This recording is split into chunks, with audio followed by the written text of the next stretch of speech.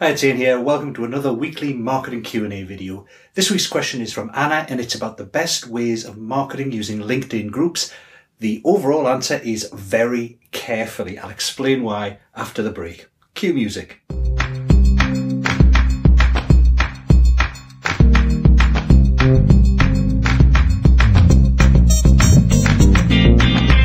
Hi, welcome back. Before the break, I said the very best way of marketing using LinkedIn groups or any groups, Facebook groups, forums, email groups, is very carefully. And the reason for that, I hope, is obvious. It's that unlike pay-per-click advertising or banner ads or adverts in magazines, the purpose of LinkedIn groups isn't for your marketing. It's for the benefit of the people in that group. And the biggest benefit they get is usually from the discussions. It's from asking questions and answering questions and the kind of ensuing debate. That's where they get the most value from. If those discussions are disturbed or end, the group kind of withers and dies. So if you're trying to use groups for marketing, you've got to be very careful and respectful of the main purpose and make sure you're adding to the group and not detracting from it. So if you're going to make marketing to groups a success, you've got to target the right groups.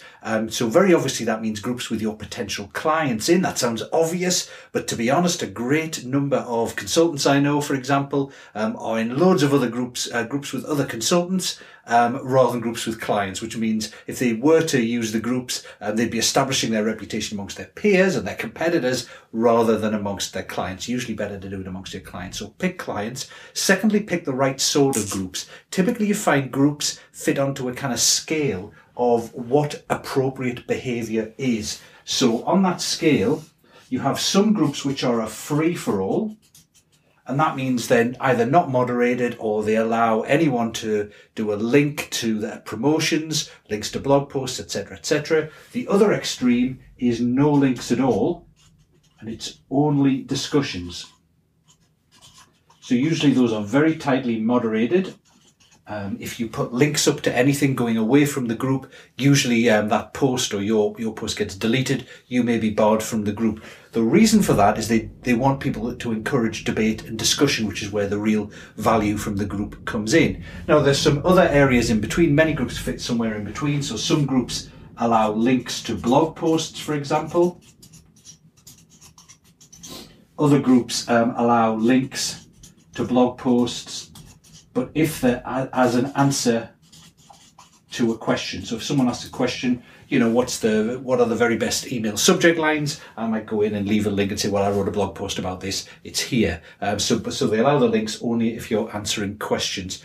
Now, in terms of behavior, these groups over here tend to be the ones that survive and thrive. Anything that's a free-for-all usually just becomes a big spam fest where some people realize it. They just flood the group with their promotions. You can't see anything else and no one really contributes. No one's really reading anything. People are just posting things. To be honest, groups that allow links to blog posts without moderation tend to get very spammy as well. Not spammy in the sense of being all promotions, but the problem is that, maybe 5 years ago, it was a great strategy to leave a link to your blog posts on a LinkedIn group because you were the only one doing it. And if it was relevant, people would, be really pleased and it would be great and valuable for them.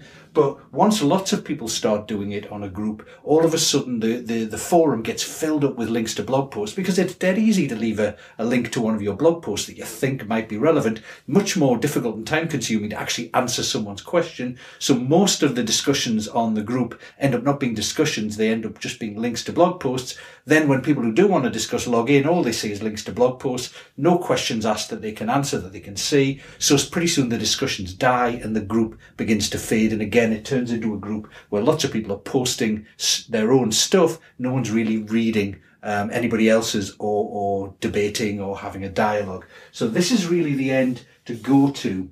You can tell whether a group is of that format from a couple of things. One is you just look at it and have a look at the discussions going on. And what you want to see is obviously lots of good debate, lots of good discussion going on. On LinkedIn, you can look in the group statistics to see the ratio of new discussions to additions and contributions to existing discussions. And obviously you want to see lots of contributions to existing discussions, not just new discussions, which means it's going to be more like that. And of course, the other thing to look at are the group rules. Usually on LinkedIn or Facebook, someone will have posted the rules for that group. Firstly, you've got to make sure you comply comply. So if it says no links at all, you've got to comply with no links at all. But you should be able to get a feel for what the group's like from the rules and from just observing how people behave. So kind of lurk for a while first before you post anything, and see what other people are doing, what the right kind of behavior is. So when it then comes to using groups for marketing purposes, obviously if you're a kind of person like me and mainly you sell online courses and stuff like that, you don't take direct clients on anymore, and then really what you want is traffic to your website, this would kind of be the sort of group you'd be interested in. Maybe this.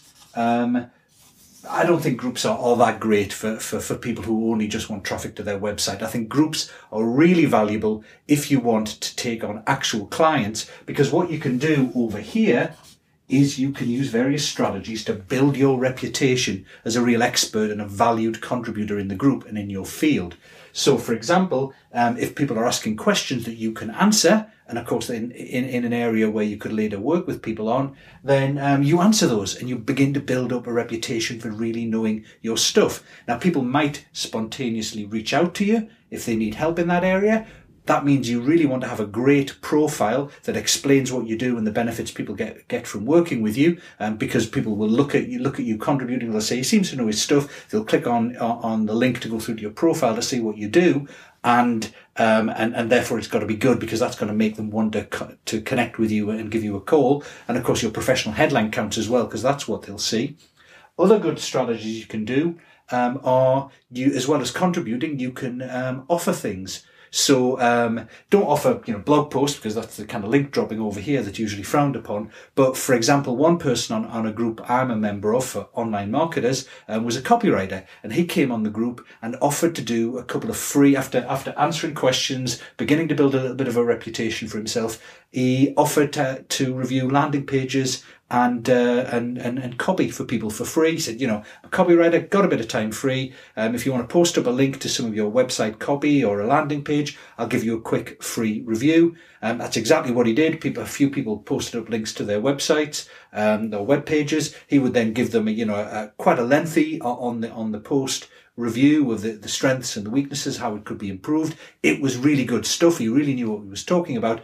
Pretty soon he built up a reputation, because more people asked for reviews. He built up a reputation for really being a great copywriter, which meant that when later on in the group other people came on and said, hey, do you know any good copywriters? His name would always be recommended first by other people. He would never have to recommend himself, which is great, of course, if you never have to recommend yourself. Other people would come on and recommend him based on what they'd seen from his contributions to the group. So that's one great strategy for getting known.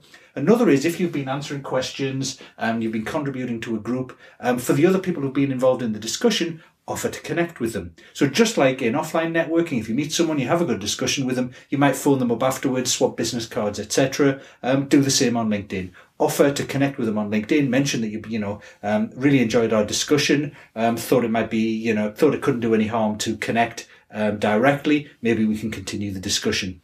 And then, if they do connect, maybe ask them a couple of questions, find out a bit more about their business. And if it's going well, maybe offer to get them on the phone to talk further. And that could, of course, lead either to business now, if they have a need now, or just establishing your reputation, keeping in touch with them over time, so that when they do need someone, you've got a personal relationship with them, as well as having demonstrated and continuing to demonstrate your expertise in the group. So that's it in summary in terms of marketing on LinkedIn. Don't look at it as marketing. Look at it as relationship building. Keep away from the spammy groups where people are just posting stuff rather than reading and interacting. Try and stick to the groups where people are reading, interacting. Read the rules, stick to the spirit of the group, become a valued contributor. That'll see you seen as an expert in your field, and then either offer to do stuff like reviews of things for free for people, or just connect with people offline and take the relationship further through connecting with them on LinkedIn and taking the relationship offline, speaking to them on the phone. Those for me are the best ways of marketing with LinkedIn groups. See you next week.